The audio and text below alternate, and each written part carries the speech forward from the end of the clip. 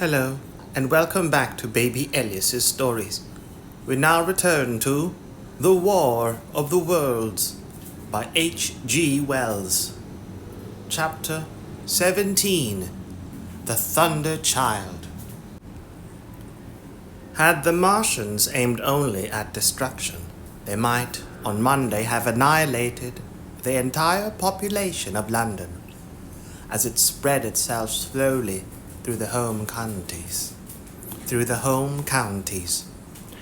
Not only along the road through Barnet, but also through Edgware and Waltham Abbey, and along the roads eastward to Southend and Shoeburyness, and south of the Thames to Deal and Broadstairs, poured the same frantic rout. If one could have hung that June morning in a balloon in the blazing blue above London, every northward and eastward road, running out of the infinite tangle of streets, would have seemed stippled back with the streaming fugitives, each dot a human agony of terror and physical distress.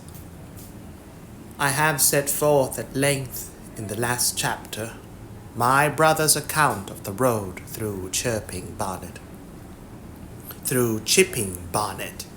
in order that my readers may realize how that swarming of black dots appeared to one of those concerned.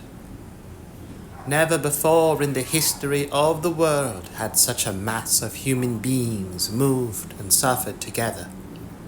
The legendary hosts of Goths and Huns, the hugest armies Asia has ever seen, would have been but a drop in that current. And this was no disciplined march. It was a stampede gigantic and terrible, without order and without a goal.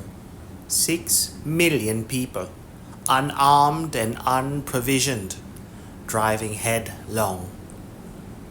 It was the beginning of the rout of civilization, of the massacre of mankind. Directly below him, the balloonist would have seen the network of streets far and wide, houses, churches, squares, crescents, gardens, already derelict, spread out like a huge map, and in the southward blotted. Over Ealing, Richmond, Wimbledon, it would have seemed as if some monstrous pen had flung ink upon the chart. Steadily, incessantly, each black splash grew and spread, shooting out ramifications this way and that, now banking itself against rising ground, now pouring swiftly over a crest into a new-found valley, exactly as a gout of ink would spread itself upon blotting paper. And beyond, over the blue hills that rise southward of the river, the glittering Martians went to and fro, calmly and methodically spreading their poison cloud over this patch of country, and then over that, laying it again with their steam jets when it had served its purpose, and taking possession of the conquered country. They do not seem to have aimed at extermination, so much as at complete demoralization and the destruction of any opposition. They exploded any stores of powder they came upon, cut every telegraph, and wrecked the railways here and there. They were hamstringing mankind. They seemed in no hurry to extend the field of their operations, and did not come beyond the central part of London all that day. It is possible that a very considerable number of people in London stuck to their houses through Monday morning. Certain it is that many died at home, suffocated by the black smoke. Until about midday, the Pool of London was an astonishing scene. Steamboats and shipping of all sorts lay there, tempted by the enormous sums of money offered by fugitives. And it is said that many who swam out to these vessels were thrust off with boat hooks and drowned. About 1 o'clock in the afternoon, the thinning remnant of a cloud of the black vapor appeared between the arches of Blackfriars Breach. At that, the pool became a scene of mad confusion, fighting and collision, and for some time a multitude of boats and barges jammed in the northern arch of the Tower Bridge. And the sailors and lightermen had to fight savagely against the people who swarmed upon them from the river front. People were actually clambering down the piers of the bridge from above. When, an hour later, a Martian appeared beyond the clock tower and waded down the river, nothing but wreckage floated above Limehouse. Of the falling of the fifth cylinder I have presently to tell. The sixth star fell at Wimbledon. My brother, keeping watch beside the women sleeping in the chase in the meadow, saw the green flash of it far beyond the hills. On Tuesday, the little party, still set upon getting across the sea, made its way through the swarming country towards Colchester. The news that the Martians were now in possession of the whole of London was confirmed. They had been seen at Highgate, and even, it was said, at Neaston. But they did not come into my brother's view until the morrow. That day the scattered multitudes began to realize the urgent need of provisions. As they grew hungry, the rights of property ceased to be regarded. Farmers were out to defend their cattle sheds, granaries, and ripening root crops with arms in their hands. A number of people now, like my brother, had their faces eastward, and there were some desperate souls even going back towards London to get food. These were chiefly people from the northern suburbs, whose knowledge of the black smoke came by hearsay. He heard that about half the members of the government had gathered at Birmingham, and that enormous quantities of high explosives were being prepared to be used in automatic mines across the Midland counties. He was also told that the Midland Railway Company had replaced the desertions of the first day's panic, had resumed traffic, and was running northward trains from St. Albans to relieve the congestion of the home counties. There was also a placard in Chipping Ongar announcing that large stores of flour were unavailable in the northern towns, and that within 24 hours bread would be distributed among the starving people in the neighborhood. But this intelligence did not deter him from the plan of escape he had formed, and the three pressed eastward all day and saw no more of the bread distribution than this promise. Nor, as a matter of fact, did anyone else see more of it. That night fell the seventh star, falling upon Primrose Hill. It fell while Miss Elphinstone was watching, for she took that duty alternately with my brother. She saw it. On Wednesday, the three fugitives, they had passed the night in a field of unripe wheat, reached Chelmsford, and there a body of the inhabitants, calling itself the Committee of Public Supply, seized the pony as provisions, and would give nothing in exchange for it but the promise of a share in it the next day. Here there were rumours of Martians at Epping, and news of the destruction of Waltham Abbey powder mills in a vain attempt to blow up one of the invaders. People were watching for Martians here from the church towers. My brother, very luckily for him as it chanced, preferred to push on at once to the coast rather than wait for food, although all three of them were very hungry. By midday they passed through Tillingham, which strangely enough seemed to be quite silent and deserted, save for a few furtive plunderers hunting for food. Near Tillingham they suddenly came in sight of the sea, and the most amazing crowd of shipping of all sorts that it is possible to imagine. For after the sailors could no longer come up the Thames, they came on to the Essex coast, to Harwich and Walton and Clacton, and afterwards to Foulness and Shoebury to bring off the people.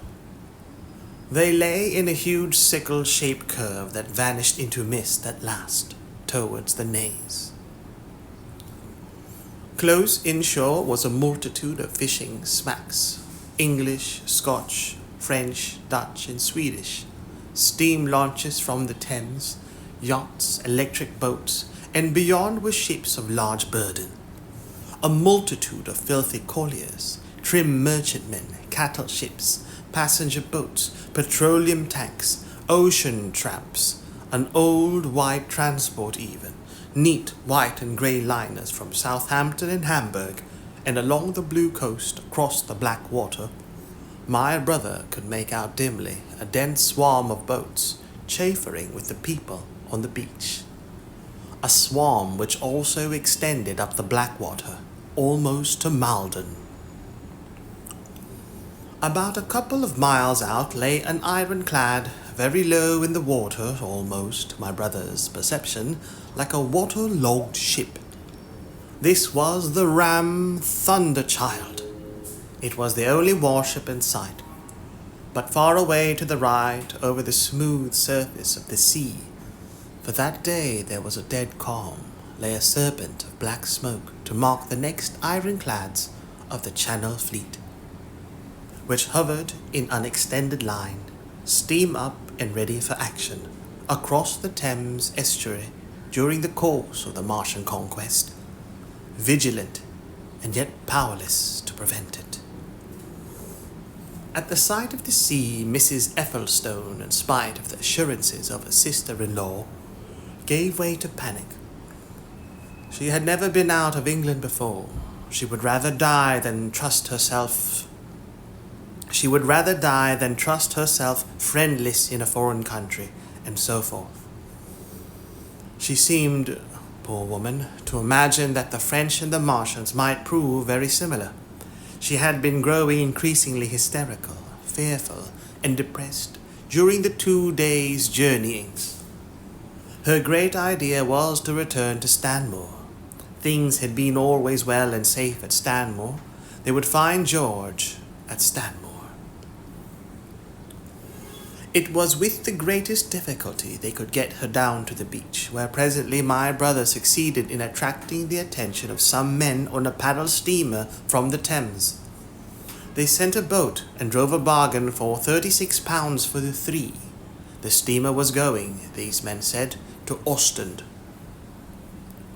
It was about 2 o'clock when my brother, having paid their fares at the gangway, found himself safely aboard the steamboat with his charges. There was food aboard, albeit at exorbitant prices, and the three of them contrived to eat a meal on one of the seats forward. There were already a couple of score of passengers aboard, some of whom had expended their last money in securing a passage, but the captain lay off the Blackwater until 5 in the afternoon, picking up passengers until the seated decks were even dangerously crowded. He would probably have remained longer had it not been for the sound of guns that began about that hour in the south. As if in answer, the ironclad seaward fired a small gun and hoisted a string of flags. A jet of smoke sprang out of her funnels. Some of the passengers were of opinion that this firing came from Shoeburyness, until it was noticed that it was growing louder. At the same time, far away in the southeast, the mast and upper works of 3 ironclads rose one after the other out of the sea, beneath clouds of black smoke. But my brother's attention speedily reverted to the distant firing in the south. He fancied he saw a column of smoke rising out of the distant grey haze. The little steamer was already flapping her way eastward, the big crescent of shipping, and the low Essex coast was growing blue and hazy, when a Martian appeared, small and faint in the remote distance, advancing along the muddy coast from the direction of foulness. At that, the captain on the bridge swore at the top of his voice with fear and anger at his own delay, and the paddles seemed infected with his terror. Every soul aboard stood at the bulwarks or on the seats of the steamer and stared at the distant shape, higher than the trees or church towers inland, and advancing with a leisurely parody of a human stride. It was the first Martian my brother had seen, and he stood more amazed than terrified, watching this Titan advance deliberately towards the shipping, wading further and further into the water as the coast fell away. Then, far away beyond the crouch, came another, striding over some stunted trees, and then yet another, still further off, wading deeply through a shiny mud flat that seemed to hang halfway up between sky and sea. They were all stalking seaward, as if to intercept the escape of the multitudinous vessels that were crowded between Foulness and the Naze. In spite of the throbbing exertions of the engines of the little paddle boat and the pouring foam that her wheels flung behind her, she receded with terrifying slowness from this ominous advance. Glancing northwestward, my brother saw the large crescent of shipping already writhing with the approaching terror. One ship passing behind another coming round from broadside to end on. Steamships whistling and giving off volumes of steam, sails being let out, launches rushing hither and thither. He was so fascinated by this and by the creeping danger away to the left that he had no eyes for anything seaward. And then a swift movement of the steamboat, she had suddenly come round to avoid being run down, flung him headlong from the seat upon which he was standing. There was a shouting all about him and a trampling of feet, and a cheer that seemed to be answered faintly. The steamboat lurched and rolled him over upon his hands. He sprang to his feet and saw to starboard, and not 100 yards from their heeling, pitching boat, a vast iron bulk like the blade of a plough tearing through the water, tossing it on either side in huge waves of foam that leaped towards the steamer, flinging her paddles helplessly in the air, and then sucking her deck down almost to the waterline. A douche of spray blinded my brother for a moment. When his eyes were clear again, he saw the monster had passed and was rushing landward. Big iron upper works rose out of this headlong structure, and from that twin funnels projected and spat a smoking blast shot with fire into the air. It was the torpedo ram, Thunder Child, steaming headlong, coming to the rescue of the threatened shipping.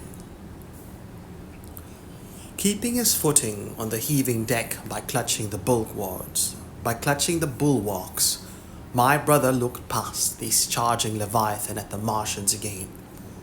He saw the three of them now close together and standing so far out to sea that their tripod supports were almost entirely submerged. Thus sunken and seen in remote perspective, they appeared far less formidable than the huge iron bulk in whose wake this steamer was pitching so helplessly. It would seem they were regarding this new antagonist with astonishment. To their intelligence, it may be, the giant was even such another as themselves. The Thunder Child fired no gun, but simply drove full speed towards them. It was probably her not firing that enabled her to get so near the enemy as she did. They did not know what to make of her. One shell, and they would have sent her to the bottom forthwith with the heat ray. She was steaming at such a pace that in a minute she seemed halfway between the steamboat and the Martians. a diminishing black bulk against the receding horizontal expanse of the Essex coast. Suddenly, the foremost Martian lowered his tube and discharged a canister of the black gas at the ironclad. It hit her larboard side and glanced off in an inky jet that rolled away to seaward, an unfolding torrent of black smoke from which the ironclad drove clear. To the watchers from the steamer, low in the water and with the sun in their eyes, it seemed as though she were already among the Martians. They saw the gaunt figures separating and rising out of the water as they retreated shoreward, and one of them raised the camera light generator of the heat ray.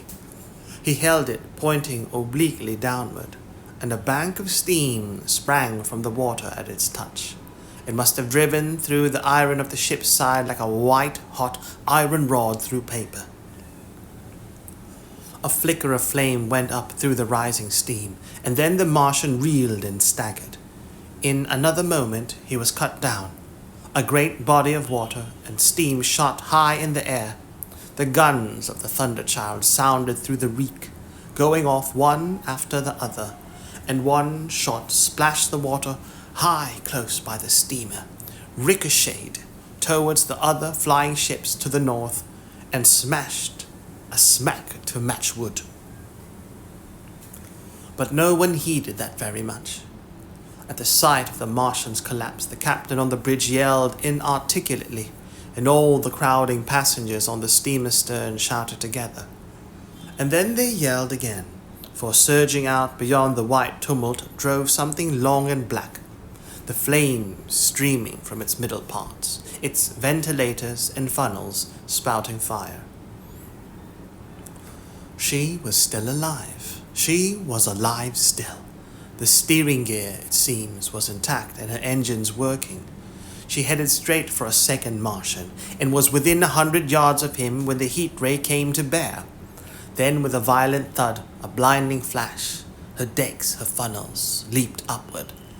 The Martian staggered with the violence of her explosion, and in another moment the flaming wreckage, still driving forward with the impetus of its pace, had struck him and crumpled him up like a thing of cardboard.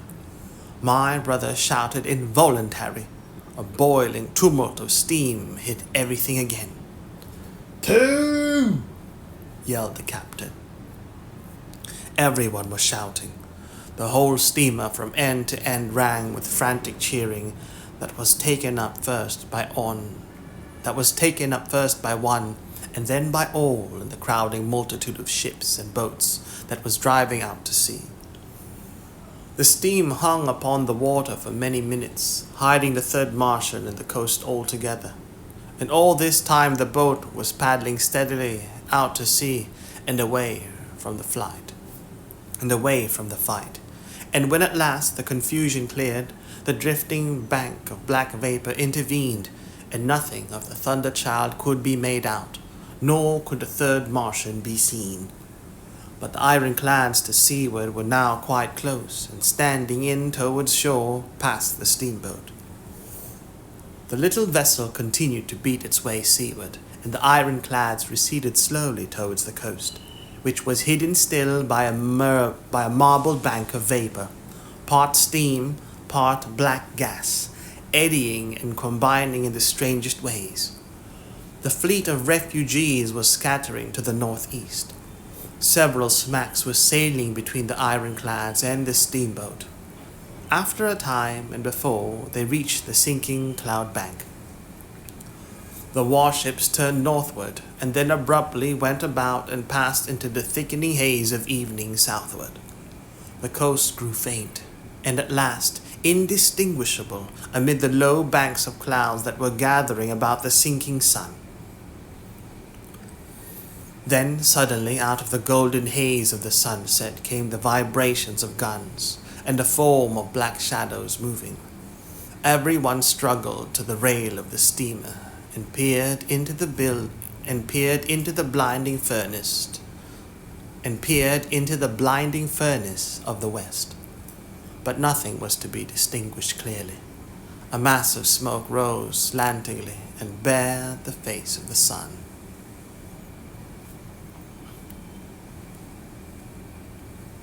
Barred. A mass of smoke rose slantingly and barred the face of the sun. The steamboat throbbed on its way through an interminable suspense. The sun sank into grey clouds. The sky flushed and darkened. The evening star trembled into sight. It was deep twilight when the captain cried out and pointed. My brother strained his eyes. Something rushed up into the sky out of the greyness, rushed slantingly upward and very swiftly into the luminous clearness above the clouds in the western sky. Something flat and broad and very large that swept round in a vast curve, grew smaller, sank slowly, and vanished again into the grey mystery of the night. And as it flew, it rained down darkness upon the land.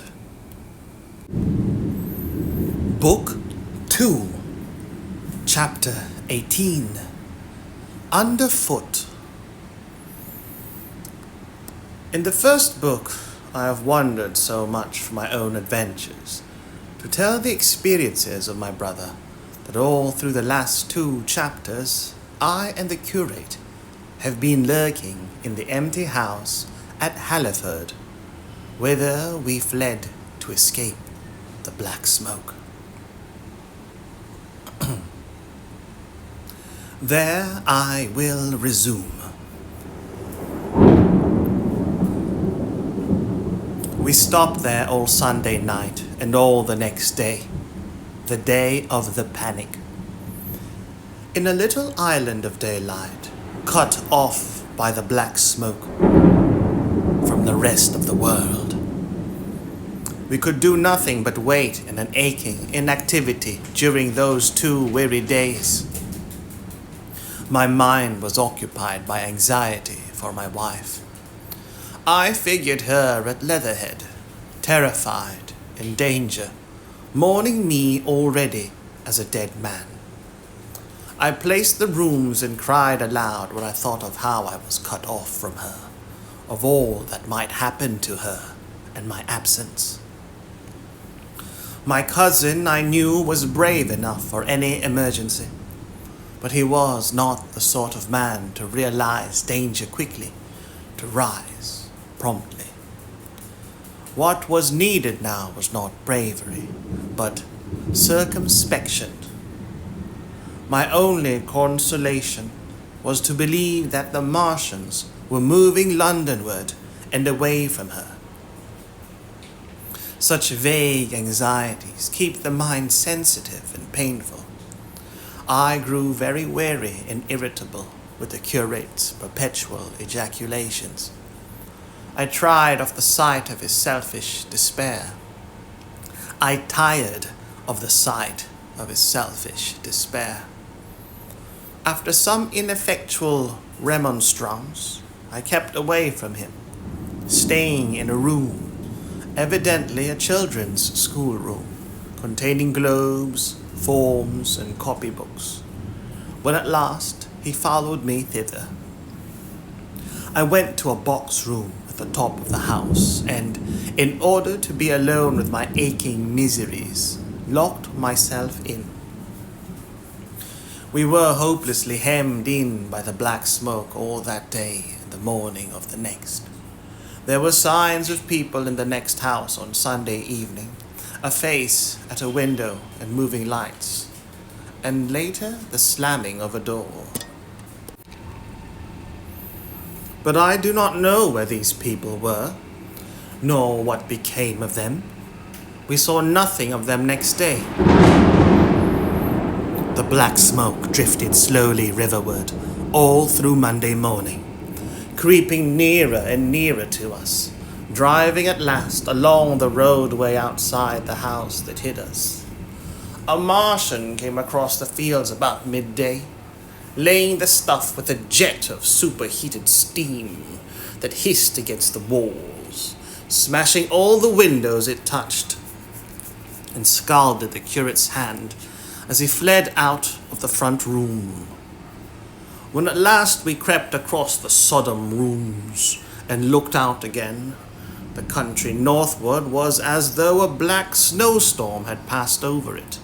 Looking towards the river, we were astonished to see an unaccountable redness mingling with the black of the scorched meadows. For a time we did not see how this change affected our position, save that we were relieved of our fear of the black smoke. But later I perceived that we were no longer hemmed in, that now we might get away. So soon as I realized that the way of escape was open, my dream of action returned. But the curate was lethargic, unreasonable. "We are safe here," he repeated. "Safe here." I resolved to leave him. Would that I had. Wiser now for the artilleryman's teaching, I sought out food and drink. I had found oil and rags for my burns, and I also took a hat and a flannel shirt that I found in one of the bedrooms. When it was clear to him that I meant to go alone, had reconciled myself to going alone, he suddenly roused himself to come. And all being quiet throughout the afternoon, we started about 5 o'clock, as I should judge, along the blackened road to Sunbury. In Sunbury, and at intervals along the road, were dead bodies lying in contorted attitudes. Horses as well as men, overturned carts and luggage, all covered thickly with black dust. That pall of cindery powder made me think of what I had read of the destruction of Pompeii. We had got to Hampton Court without misadventure, our minds full of strange and unfamiliar appearances, and at Hampton Court our eyes were relieved to find a patch of green that had escaped the suffocating drift. We went through Bushy Park, with its deer going to and fro under the chestnuts, and some men and women hurrying in the distance towards Hampton. And so we came to Twickenham. These were the first people we saw. Away across the road, the woods beyond Ham and Petersham were still afire.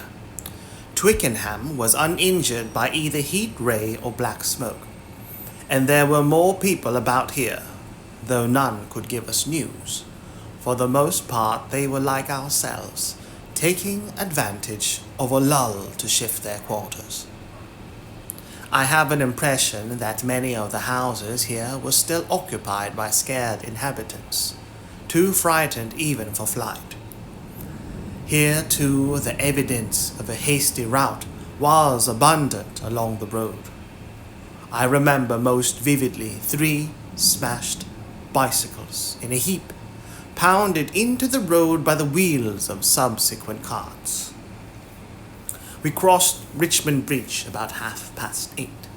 We hurried across the exposed bridge, of course, but I noticed floating down the stream a number of red masses, some many feet across. I did not know what these were. There was no time for scrutiny, and I put a more horrible interpretation on them than they deserved. Here again, on the Surrey side, were black dust that had once been smoke and dead bodies, a heap near the approach to the station, but we caught not a sight of the Martians until we were some way towards Barnes.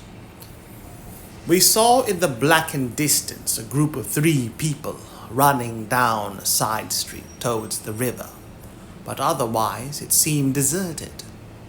Up the hill, Richmond town was burning briskly. Outside the town of Richmond, there was no trace of the black smoke. Then, suddenly, as we approached Kew, came a number of people running, and the upper works of a Martian fighting machine loomed in sight over the housetops, not 100 yards away from us. We stood aghast at our danger, and had he looked down, we must immediately have perished. We were so terrified that we dared not go on, but turned aside and hid in a shed in a garden. There the curate crouched, weeping silently, and refused to stir again. But my fixed idea of reaching Leatherwood would not let me rest, and in the twilight I ventured out again. I went through a shrubbery and along a passage beside a big house standing in its own grounds, and so emerged upon the road towards Kew. The curate I left in the shed, but he came hurrying after me. That second start was the most foolhardy thing I ever did, for it was manifest the Martians were about us. No sooner had the curate overtaken me than we saw either the fighting machine we had seen before or another far away across the meadows in the direction of Kew Lodge. 4 or 5 little black figures hurried before it across the green-grey of the field, and in a moment it was evident this Martian pursued them. In 3 sides he was among them, and they ran radiating from his feet in all directions. He used no heat ray to destroy them, but picked them up, one by one. Apparently, he tossed them into the great metallic carrier which projected behind him, much as a workman's basket hangs over his shoulder. It was the first time I realized that the Martians might have any other purpose than destruction with defeated humanity. We stood for a moment petrified, then turned and fled through a gate behind us into a walled garden, fell into, rather than found, a fortunate ditch, and lay there, scarce daring to whisper to each other, until the stars were out. I suppose it was nearly 11 o'clock before we gathered courage to start again, no longer venturing into the road, but sneaking along hedgerows and through plantations, and watching keenly through the darkness, he on the right and I on the left, for the Martians who seemed to be all about us. He on the right and I on the left, for the Martians who seemed to be all about us. In one place we blundered upon a scorched and blackened area, now cooling and ashen, and a number of scattered dead bodies of men burned horribly about the heads and trunks, but with their legs and boots mostly intact, and of dead horses, 50 feet perhaps, behind a line of 4 ripped guns and smashed gun carriages. Sheen, it seemed, had escaped destruction, but the place was silent and deserted. Here we happened on no dead, though the night was too dark for us to see into the side roads of the place. In Sheen, my companion suddenly complained of faintness and thirst, and we decided to try one of the houses. The first house we entered, after a little difficulty with the window, was a small, semi-detached villa, and I found nothing eatable left in the place but some mouldy cheese.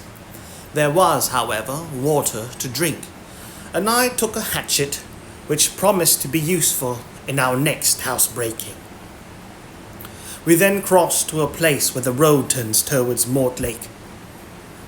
Here there stood a white house within a walled garden, and in the pantry of this domicile we found a store of food, 2 loaves of bread in a pan, and an uncooked steak, and the half of a ham.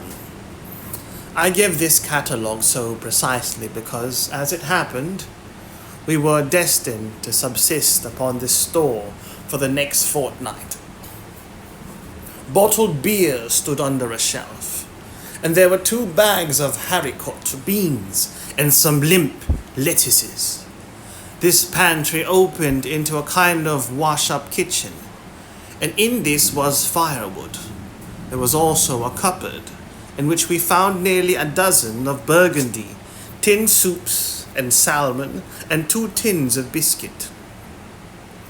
We sat in the adjacent kitchen in the dark, for we dared not strike a light, and ate bread and ham, and drank beer out of the same bottle. The curate was still timorous and restless. Timorous and restless was now oddly enough for pushing on, and I was urging him to keep up his strength by eating when the thing that was to imprison us happened. "It can't be midnight yet," I said, and then came a blinding glare of vivid green light. Everything in the kitchen leaped out, clearly visible in green and black, and vanished again. And then followed such a concussion as I have never heard before or since, so close on the heels of this as to seem instantaneous. Came a thud behind me, a clash of glass, a crash and a rattle of falling masonry all about us, and incontinently the plaster of the ceiling came down upon us, smashing into the multitude of fragments upon our heads. I was knocked headlong across the floor against the oven handle and stunned.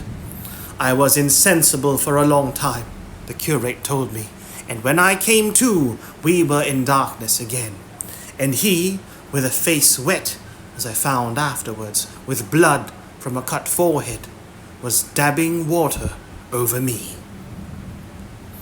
For some time I could not recollect what had happened. Then things came to me slowly. A bruise on my temple asserted itself. "Are you better?"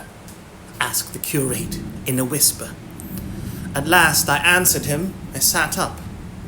"Don't move," he said. "The floor is covered with smashed crockery from the dresser. You can't possibly move without making a noise, and I fancy they are outside." We both sat quite silent, so that we could scarcely hear each other breathing. Everything seemed deadly still, but once something near us, some plaster or broken brickwork, slid down with a rumbling sound. Outside and very near was an intermittent metallic rattle. "That," said the curate, when presently it happened again. "Yes," I said, "but what is it?" "A Martian," said the curate. I listened again. "It was not like the heat ray," I said, and for a time I was inclined to think one of the great fighting machines had stumbled against the house, as I had seen one stumble against the tower of Shepperton Church. Our situation was so strange and incomprehensible that for 3 or 4 hours until the dawn came, we scarcely moved. And then the light flittered in, not through the window, which remained black, but through a triangular aperture between a beam and a heap of broken bricks in the wall behind us. The interior of the kitchen we now saw greyly for the first time. The window had been burst in by a mass of garden mold, which flowed over the table upon which we had been sitting and lay about our feet. Outside, the soil was banked high against the house. At the top of the window frame we could see an uprooted drain pipe. The floor was littered with smashed hardware. The end of the kitchen towards the house was broken into, and since the daylight shone in there, it was evident the greater part of the house had collapsed. Contrasting vividly with this ruin was the neat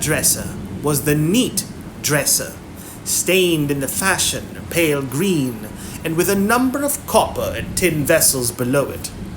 The wallpaper imitating blue and white tiles, and a couple of coloured supplements fluttering from the walls above the kitchen range. As the dawn grew clearer, we saw through the gap in the wall the body of a Martian, standing sentinel, I suppose, over the still glowing cylinder. At the sight of that, we crawled as circumspectly as possible out of the twilight of the kitchen into the darkness of the scullery. Abruptly, the right interpretation of the things dawned upon my mind. "The fifth cylinder," I whispered. "The fifth shot from Mars has struck this house and buried us under the ruins." For a time the curate was silent, and then he whispered, "God have mercy upon us." I heard him presently whimpering to himself. Save for that sound, we lay quite still in the scullery. I, for my part, scarce dared breathe, and sat with my eyes fixed on the faint light of the kitchen door. I could just see the curate's face, a dim oval shape, and his collar and cuffs. Outside there began a metallic hammering, then a violent hooting, and then again, after a quiet interval, a hissing, like the hissing of an engine. These noises, for the most part problematic, continued intermittently, and seemed, if anything, to increase in number as the time wore on. Presently, a measured thudding and a vibration that made everything about us quiver and the vessels in the pantry ring and shift began and continued. Once the light was eclipsed and the ghostly kitchen doorway became absolutely dark. For many hours we must have crouched there, silent and shivering, until our tired attention failed.